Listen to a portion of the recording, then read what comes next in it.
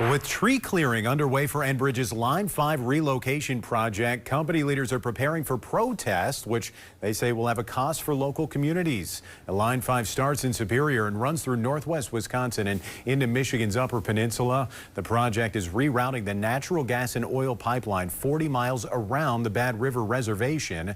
And Northern News Now, Sophia Lauber learned about Enbridge's efforts to cover some project-related costs for local communities and why they're being rejected by one Wisconsin county. Sophia, what do we need to know? Dan, Enbridge recognizes there's a cost for providing public safety and emergency response services. When Line 3 was reconstructed in Minnesota, Enbridge was required to reimburse local agencies for policing the project, which cost the company millions. In this case, they're offering to do so voluntarily, but in Bayfield County, that's led to concerns about transparency and conflicts of interest. It's an easy sell to the public saying, hey, like, you guys are going to save some money. We want to help you.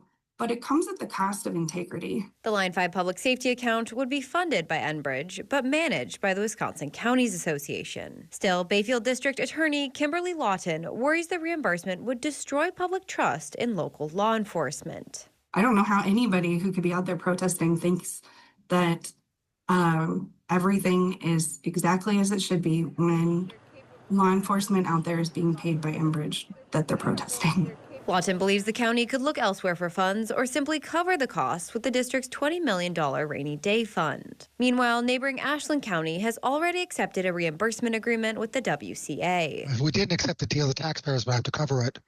And I don't know where we get the money. I mean, we've already done our levy, and so we don't have extra funds. The Bayfield County Board rejected an agreement last month, but will vote again on Tuesday on a modified agreement, which clarifies the Bayfield County Sheriff's Office's independence in decision-making.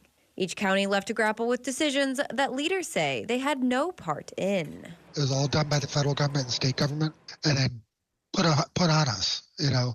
And they're not giving us the resources to handle it, so we have to figure that out ourselves. Bayfield County will be used as a staging ground for Enbridge while the reroute goes through Ashland County and Iron County, Michigan, which has also accepted a reimbursement agreement. Through mutual aid agreements, Bayfield emergency resources can be called into the other two counties as needed. Live in studio, Sophia Lauber, Northern News Now.